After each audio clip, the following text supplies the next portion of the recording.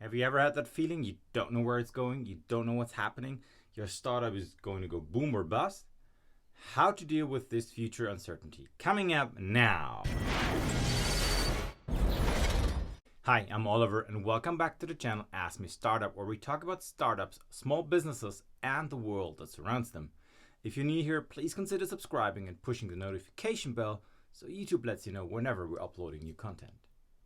If you're really keen on startups or if you started a small business, please feel free to download our free startup checklist, link in the description below. So today I want to talk about a topic that many of you may have incurred on a personal level, uncertainty. But it is also very true that this happens to all startups out there, no matter what type of startup you are. And I am reflecting this now from my perspective in the startup that we are working in, because we are currently facing a lot of uncertainty. Now, uncertainty in a startup usually mingles and mixes between personal and professional uncertainty, because usually you're very much, into your startup, you're working hard on it, and it is mainly 90% of your life at the time. So where does uncertainty in a startup life derive from? From my perspective, there are two main reasons. Number one, you did not achieve your goals or your research did not turn out the way you expected it to come. And the second, most likely part that is going to affect, I would say, the majority of startups is you did not get the funding you were hoping to get. Now, we're all aware that funding is tricky, and sometimes you hear these news of 200 million, 300 million, $1 billion, and you go like, why can't I just have 5?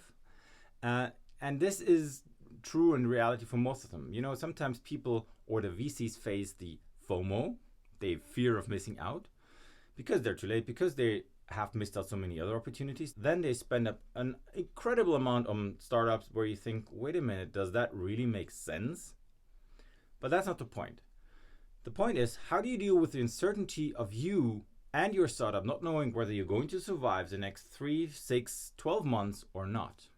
For the sake of this video, let's assume that you managed to achieve all the research goals and hence all the value inflection points you were actually looking for. And now you're still trying to get the right investors on board. And that causes uncertainty because you don't know if they will jump on board prior to you running out of money. So what can you do? How do we deal with it? The first thing we do is we are very transparent within our organization. We talk about the situation, we talk about the talks we have, the companies we talk to, how often we talk to them, and in which context we're talking to them. This actually takes away a lot of stress and uncertainty for people who are not directly in contact with the venture capital companies or the strategic partners. And in our case, it's mainly strategic partners. Then the second thing that I think is very important is we need to be kind to ourselves in our startup. We need to take it easy in terms of not getting stressed out and getting aggressive against each other, because sometimes people deal different with uncertainty. Some, relax totally. Some become very aggressive. Some don't know how to deal with the situation. Hence, we tend to help each other and talk to each other and try to motivate each other to do better and stick to a plan that we have prior agreed on. And that is another important thing. So we set up a roadmap on how to do what to achieve certain things in a certain time frame, because that also increases the value of the company, hence should make it easier to get funding.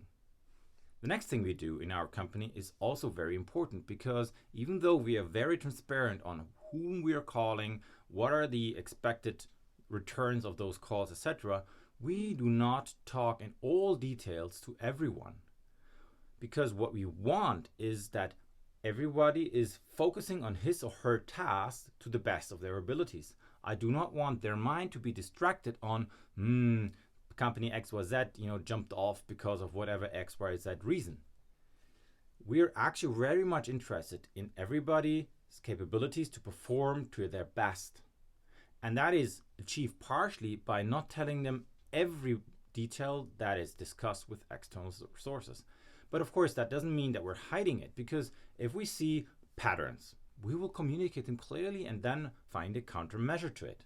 So the next thing we're trying to do, and that is more sophisticated, is we're trying to shift the uncertainty from our side, our company, to the investor side. How's that possible?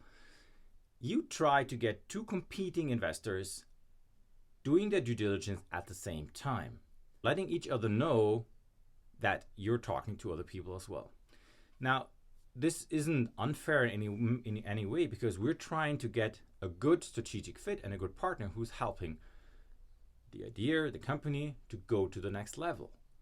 Hence, we need to be open also to potential investors to tell them, look, we're talking to AYZ for that reasons, the same reasons we're talking to you. That, of course, expedites the due diligence on both sides, and that should, in theory, help to get faster over the uncertainty. And the next thing we do, and that is crucial for everybody, is we set a fixed timescale. Now, we know in startups nothing works according to plan, but nothing works without a plan.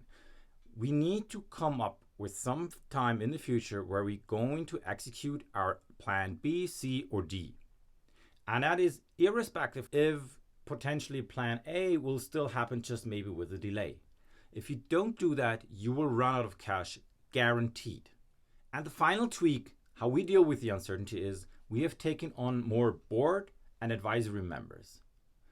Not many of them, but those with crucial connections, with people that we think would provide the additional input or value to the company to get to the right people in order to get or relieve the uncertainty of the survival of the company in the future.